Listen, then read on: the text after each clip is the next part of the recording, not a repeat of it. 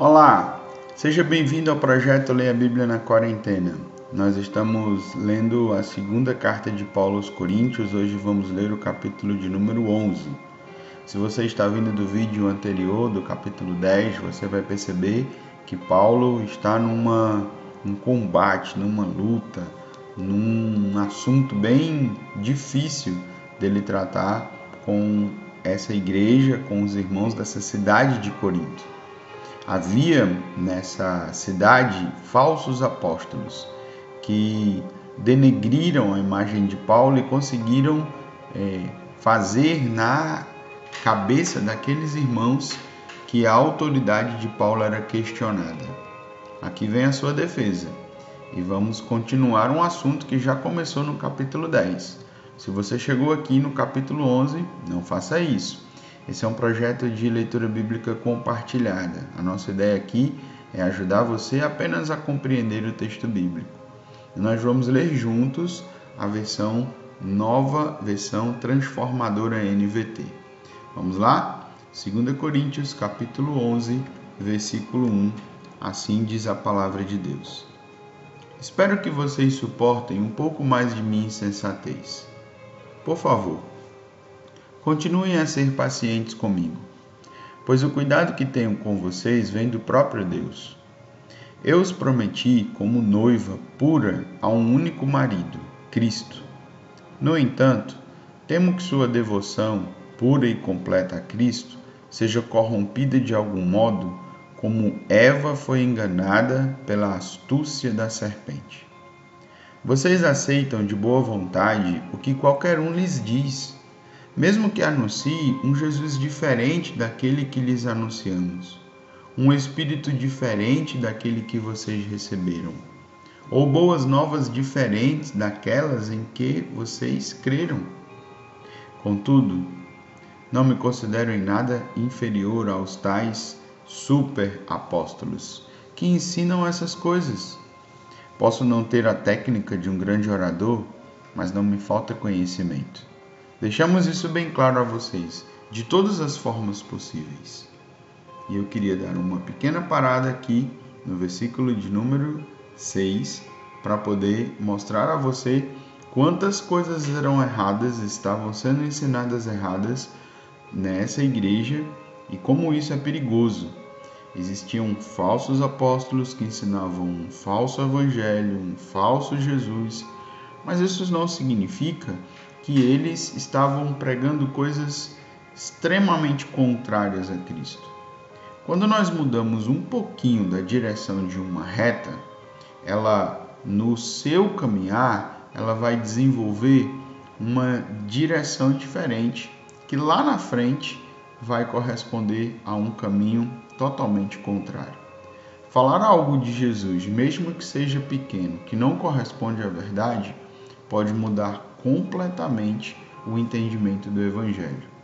Paulo leva isso muito a sério. E agora ele vai fazer o uso da defesa. Ele diz até que vai se tornar um pouco mais orgulhoso, porque ele precisa mostrar aos irmãos de Corinto o quanto ele levava a sério e o quanto ele era responsável pela vida deles. Vamos continuar?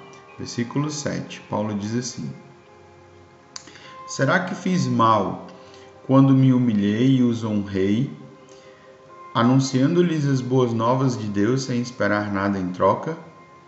Para servir vocês, sem lhes ser pesado, tomei contribuições de outras igrejas que eram mais pobres que vocês.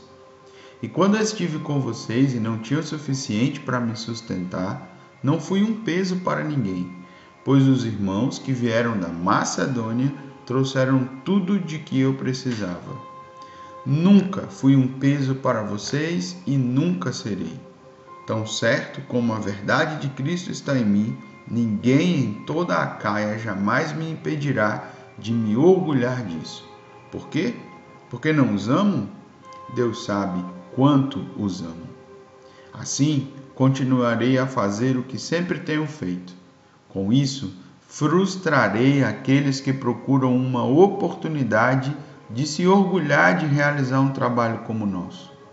Esses indivíduos são falsos apóstolos, obreiros enganosos, disfarçados de apóstolos de Cristo.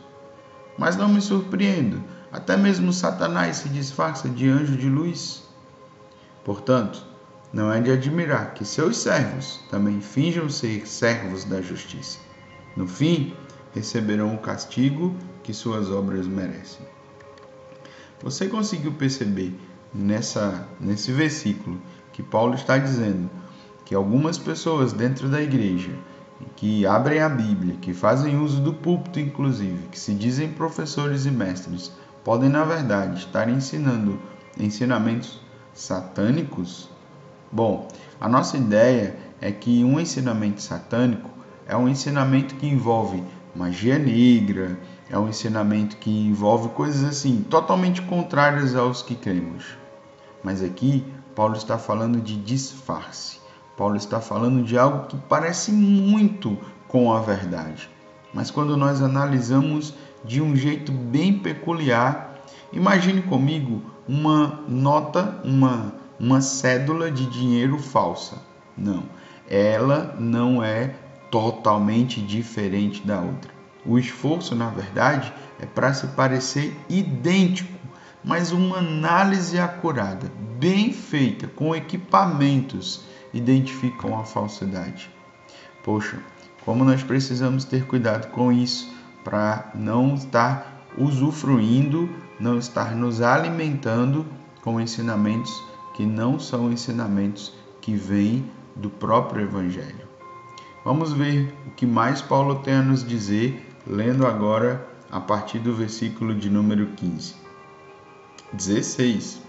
Volto a dizer, não pensem que sou insensato, mas se o fizerem, aceitem-me como insensato, para que eu também me orgulhe um pouco. Não expresso esse meu orgulho como algo que vem do Senhor, mas como um insensato faria. Uma vez que outros se orgulham de suas realizações humanas, farei o mesmo. Afinal, vocês se consideram sábios, mas suportam de boa vontade os insensatos. Aceitam que outros os escravizem, devorem seus bens, se aproveitem de vocês, os menosprezem e lhes batam no rosto. Envergonho-me de dizer que fomos fracos demais para agir desse modo. Em qualquer coisa que eles se atrevem a se orgulhar, mais uma vez falo como insensato, eu também me atrevo. Eles são hebreus, eu também sou. São israelitas, eu também sou. São descendentes de Abraão, eu também sou. São servos de Cristo? Sei que dou a impressão de estar louco, mas digo que tenho servido muito mais. Trabalhei com mais dedicação, fui encarcerado com mais frequência, perdi a conta de quantas vezes fui açoitado e em várias ocasiões enfrentei a morte. 5 vezes recebi dos líderes judeus os 39 açoites. 3 vezes fui golpeado com varas, fui apedrejado uma vez. 3 vezes sofri naufrágio. Certa ocasião, passei uma noite e um dia no mar à deriva. Realizei várias jornadas longas. Enfrentei perigos em rios e com assaltantes. Enfrentei perigos de meu próprio povo, bem como dos gentios. Enfrentei perigos em cidades, em desertos e no mar.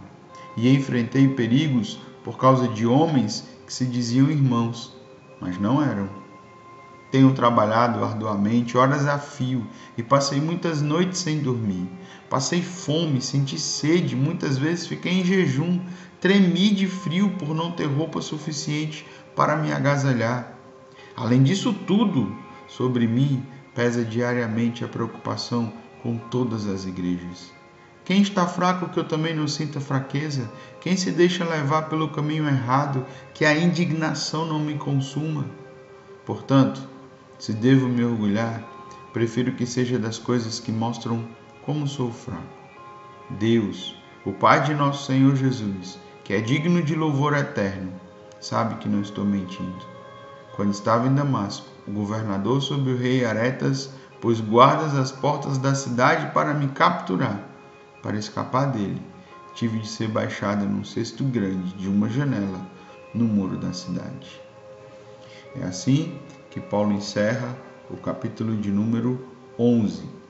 Poxa, você já percebeu quanta coisa esse homem enfrentou simplesmente para poder proclamar o Evangelho e como ele deveria estar triste?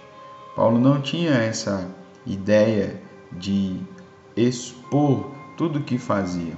Foi muito bom para nós ele ter feito isso, mas no seu coração ele estava machucado, porque a sua ideia era de que todas essas coisas que ele fez por amor a Cristo.